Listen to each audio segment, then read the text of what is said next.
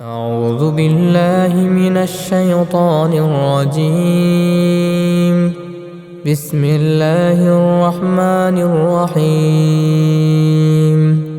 الحمد لله الذي أنزل على عبده الكتاب ولم يجعل له عوجا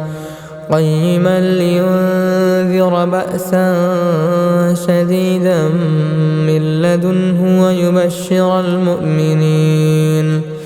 ويبشر المؤمنين الذين يعملون الصالحات أن لهم أجرا حسنا ماكثين فيه أبدا وينذر الذين قالوا اتخذ الله ولدا ما لهم به من علم ولا لآبائهم كبرت كلمة تخرج من أفواههم إن يقولون إلا كذبا فلعلك باخع نفسك على آثارهم إن لم يؤمنوا بهذا الحديث أسفا إنا جعلنا ما على الأرض زينة لها لنبلوهم أيهم أحسن عملا وإنا لجاعلون ما عليها صعيدا جرزا أم حسبت أن أصحاب الكهف والرقيم كانوا من آياتنا عجبا إذ أوى الفتية إلى الكهف فقالوا ربنا آتنا من لدنك رحمة وهيئ لنا من أمرنا رشدا فضربنا على آذانهم في الكهف سنين عددا ثم بعثناهم لنعلم أي الحزبين أحصى لما لبثوا أمدا نحن نقص عليك نبأهم بالحق إنهم فتية آمنوا بربهم وزدناهم هدى وربطنا على قلوبهم إذ قاموا فقالوا ربنا رب السماوات والأرض لن ندعو من دونه إلها ربنا رب السماوات والأرض لن ندعو من دونه إلها لقد قلنا إذا شططا هؤلاء قومنا اتخذوا من دونه آلهة لولا يأتون عليهم بسلطان بين فمن أظلم ممن افترى على الله كذبا وإذ اعتزلتموهم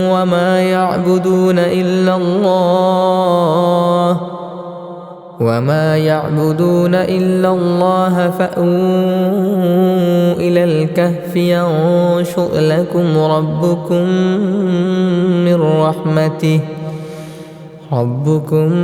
من رحمته ويهيئ لكم من أمركم مرفقا وترى الشمس إذا طلعت تزاور عن كهفهم ذات اليمين وإذا غربت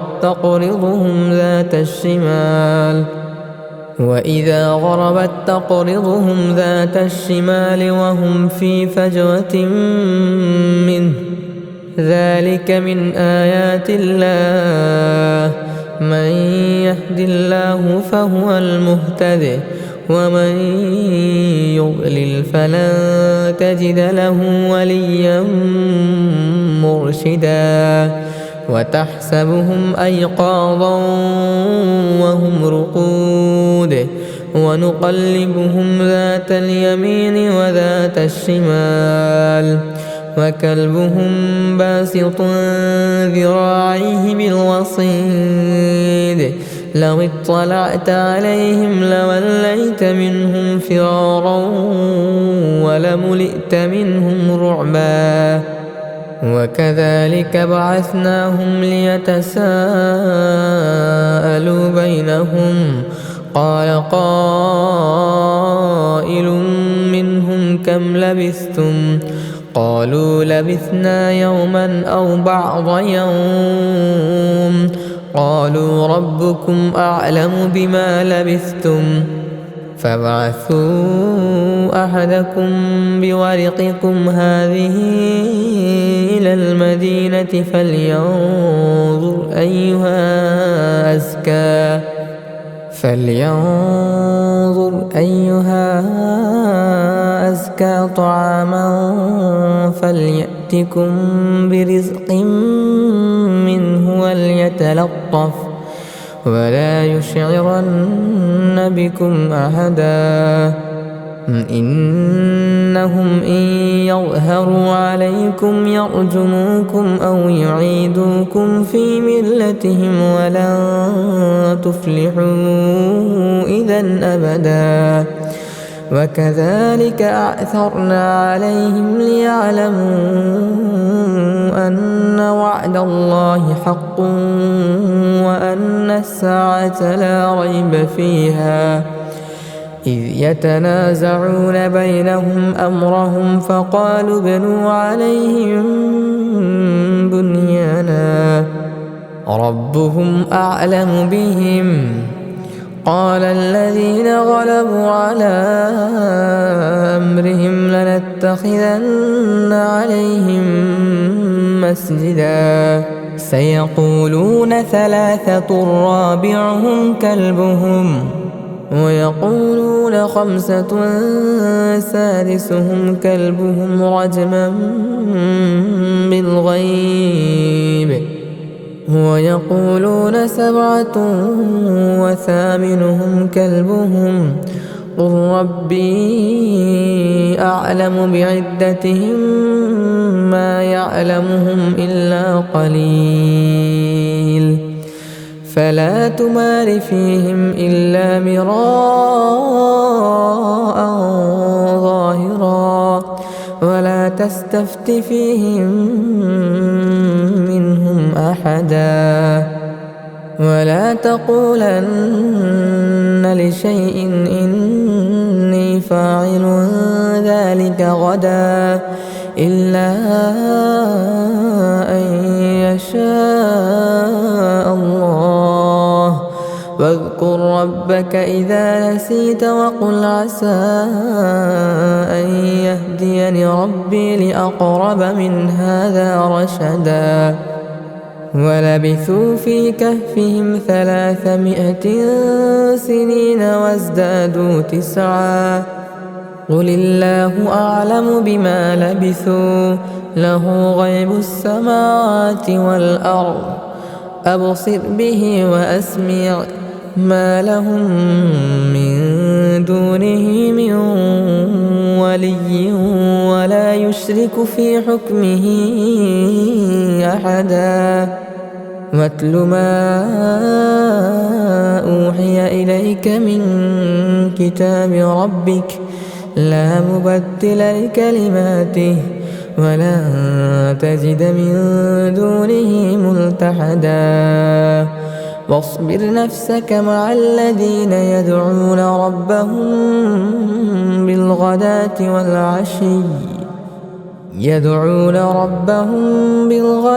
والعشي يريدون وجهه ولا تعد عيناك عنهم تريد زينة الحياة الدنيا ولا تطع من أغفلنا قلبه عن ذكرنا واتبع هواه وكان أمره فرطا وقل الحق من ربكم فمن شاء فليؤمن ومن شاء فليكفر أعتدنا للظالمين نارا أحاط بهم سرادقها وإن يستغيثوا يغاثوا بماء كالمهل يشوي الوجوه بئس الشراب وساءت مرتفقا إن الذين آمنوا وعملوا الصالحات إنا لا نضيع أجر من أحسن عملا أولئك لهم جنات عدن تجري من تحتهم الأنهار يحلون فيها من أساور من ذهب ويلبسون ثيابا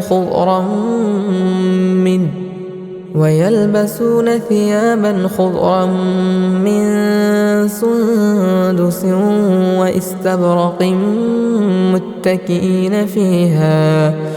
واستبرق متكئين فيها على الأرائك نعم الثواب وحسنت مرتفقا واضرب لهم مثل الرجلين جعلنا لأحدهما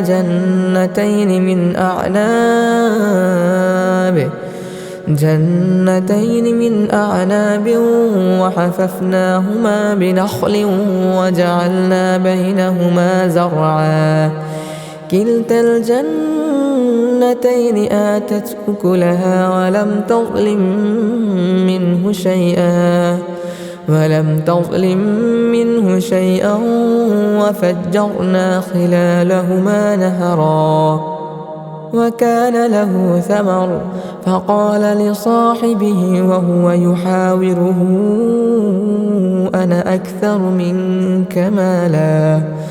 أنا أكثر منك مالا وأعز نفرا ودخل جنته وهو ظالم لنفسه قال ما أظن أن تبيد هذه أبدا وما أظن الساعة قائمة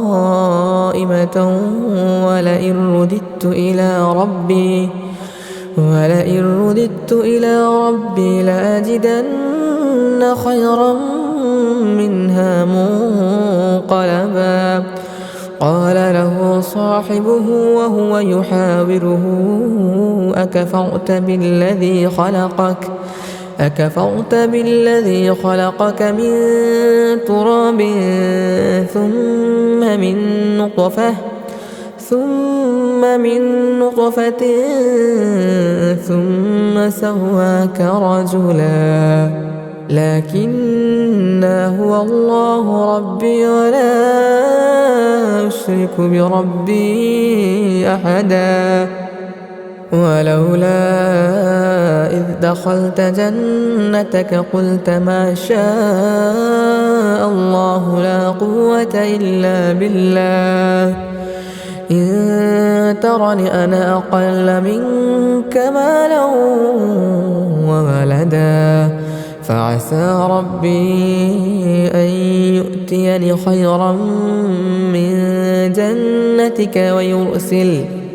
ويرسل عليها حسبانا من السماء فتصبح صعيدا زلقا أو يصبح ماؤها غورا فلا تستطيع له طلبا وأحيط بثمره فأصبح يقلب كفيه على ما أنفق فيها وهي خاوية على عروشها ويقول يا ليتني لم أشرك بربي أحدا ولم تكن له فئة ينصرونه من دون الله ينصرونه من دون الله وما كان منتصرا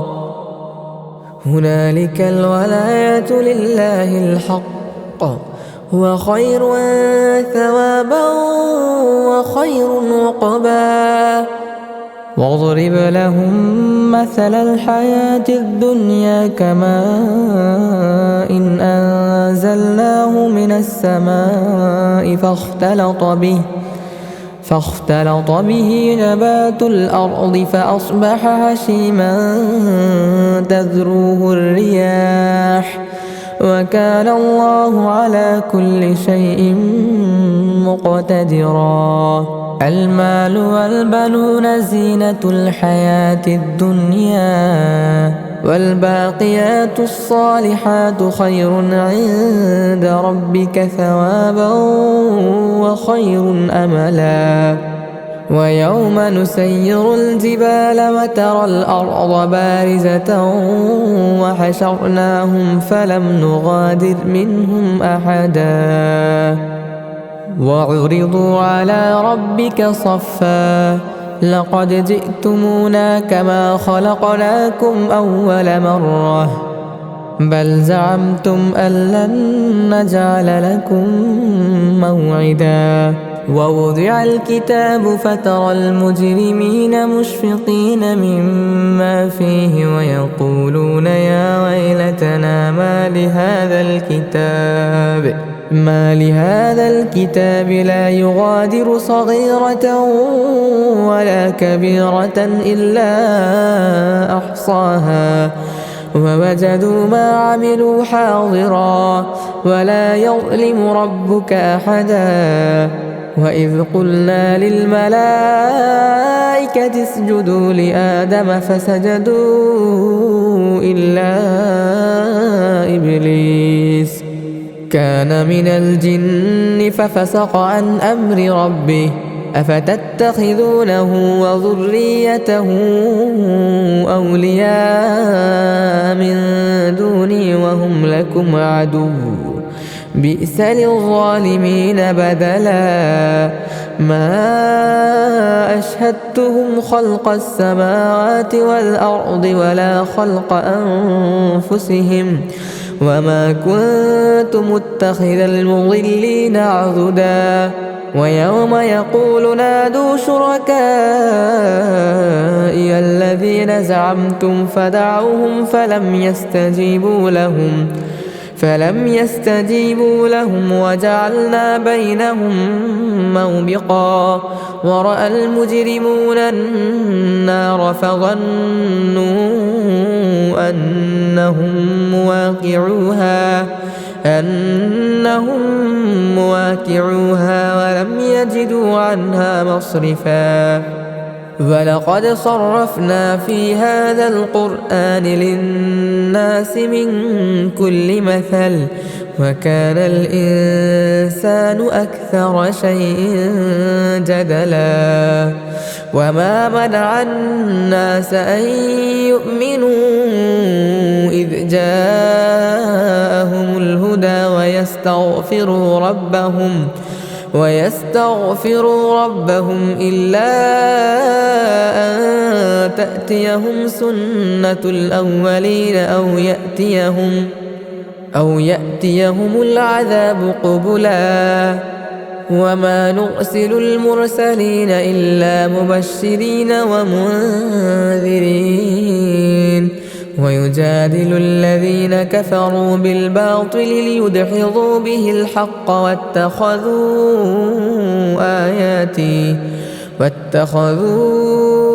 آياتي وما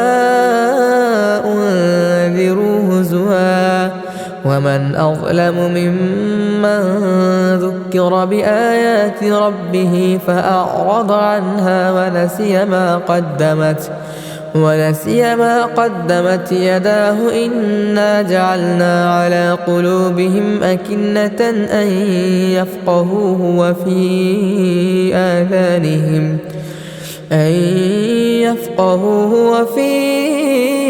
آذانهم وقرا وإن تدعهم إلى الهدى فلن يهتدوا إذا أبدا وربك الغفور ذو الرحمة لو يؤاخذهم بما كسبوا لعجل لهم العذاب بل لهم موعد لن يجدوا من دونه موئلا وتلك القرى أهلكناهم لما ظلموا وجعلنا لمهلكهم موعدا وإذ قال موسى لفتاه لا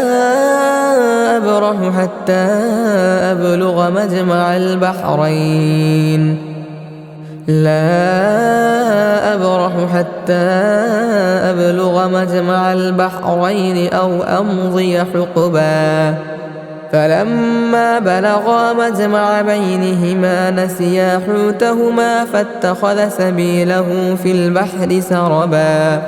فلما جاوزا قال لفتاه آتنا غداءنا لقد لقينا من سفرنا هذا نصبا قال أرأيت إذ أوينا إلى الصخرة فإني نسيت الحوت وما أنسانيه إلا الشيطان أن أذكره واتخذ سبيله في البحر عجبا قال ذلك ما كنا نبغي فارتد على آثارهما قصصا فوجدا عبدا من عبادنا آتيناه رحمة من عندنا وعلمناه من لدنا علما قال له موسى هل أتبعك على أن تعلمني مما علمت رشدا قال إنك لن تستطيع معي صبرا وكيف تصبر على ما لم تحط به خبرا قال ستجدني إن شاء الله صابرا ولا أعصي لك أمرا قال فإن اتبعتني فلا تسألني عن شيء حتى أحدث لك منه ذكرا فانطلقا حتى إذا ركبا في السفينة خرقها قال أخرقتها لتغرق أهلها لقد جئت شيئا إمرا قال ألم أقل إنك لن تستطيع معي صبرا قال لا تؤاخذني بما نسيت ولا ترهقني من أمري عسرا فانطلقا حتى إذا لقيا غلاما فقتله قال أقتلت نفسا زكية بغير نفس لقد جئت شيئا نكرا قال ألم أقل لك إنك لن تستطيع معي صبرا قال إن سألتك عن شيء بعدها فلا تصاحبني قد بلغت من لدني عذرا فانطلقا حتى إذا أتيا أهل قرية استطعما أهلها فأبوا أن يضيفوهما فوجدا فيها جدارا يريد أن ينقض فأقامه قال لو شئت لاتخذت عليه أجرا قال هذا فراق بيني وبينك سأنبئك بتأويل ما لم تستطع عليه صبرا أما السفينة فكانت لمساكين يعملون في البحر فأردت أن أعيبها وكان وراءهم ملك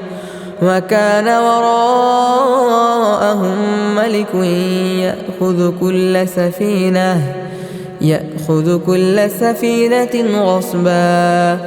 وأما الغلام فكان أبواه مؤمنين فخشينا أن يرهقهما طغيانا وكفرا فأردنا أن يبدلهما ربهما خيرا منه زكاة وأقرب رحما وأما الجدار فكان لغلامين يتيمين في المدينة وكان تحته كنز لهما وكان أبوهما صالحا فأراد ربك أن يبلغا أشدهما ويستخرجا كنزهما رحمة من ربك وما فعلته عن أمري ذلك تأويل ما لم تسطع عليه صبرا ويسألونك عن ذي القرنين قل سأتلو عليكم منه ذكرا إنا مكنا له في الأرض وآتيناه من كل شيء سببا فأتبع سببا حتى إذا بلغ مغرب الشمس وجدها تغرب في عين حمئة ووجد عندها قوما قلنا يا ذا القرنين إما أن تعذب وإما أن تتخذ فيهم حسنا قال أما من ظلم فسوف نعذبه ثم يرد إلى ربه فيعذبه عذابا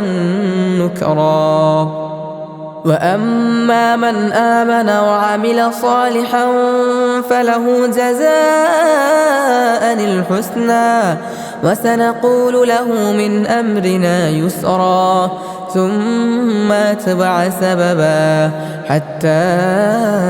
إذا بلغ مطلع الشمس وجدها تطلع على قوم لم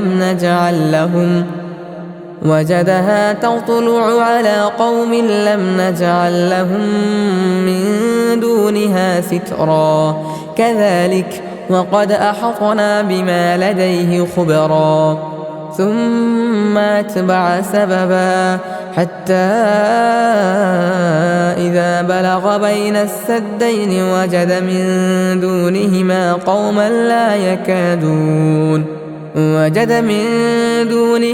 قوما لا يكادون يفقهون قولا قالوا يا ذا القرنين إن يأجوج ومأجوج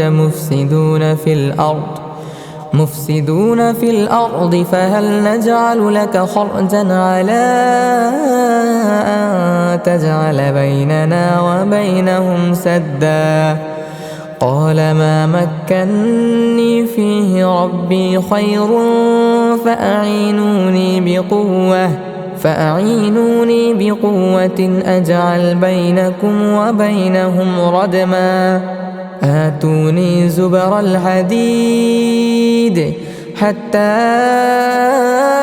إذا ساوى بين الصدفين قال انفخوا حتى إذا جعله نارا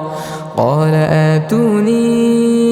أفرغ عليه قطرا فما استطاعوا أن يظهروه وما استطاعوا له نقبا قال هذا رحمة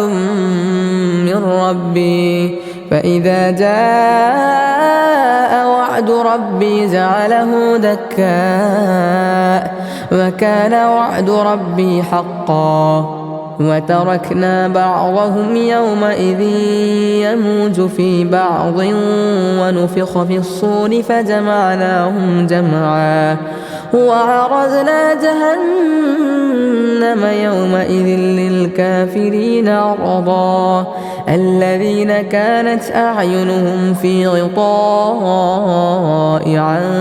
ذكري وكانوا لا يستطيعون سمعا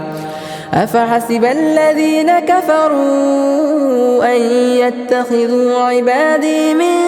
دوني أولياء إنا أعتدنا جهنم للكافرين نزلا قل هل ننبئكم بالأخسرين أعمالا الذين ضل سعيهم في الحياة الدنيا وهم يحسبون أنهم يحسنون صنعا أولئك الذين كفروا بآيات ربهم ولقائه فحبطت أعمالهم فلا نقيم لهم يوم القيامة وزنا ذلك جزاؤهم جهنم بما كفروا واتخذوا آياتي ورسلي هزوا إن الذين آمنوا وعملوا الصالحات كانت لهم جنات الفردوس نزلا خالدين فيها لا يبغون عنها حولا قل لو كان البحر مدادا لكلمات ربي لنفد البحر قبل أن تنفد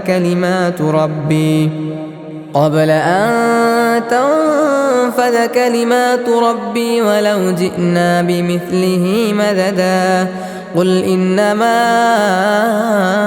أنا بشر مثلكم يوحى إلي أنما إلهكم إله واحد فمن كان يرجو لقاء ربه فليعمل عملا صالحا ولا يشرك بعبادة ربه أحدا.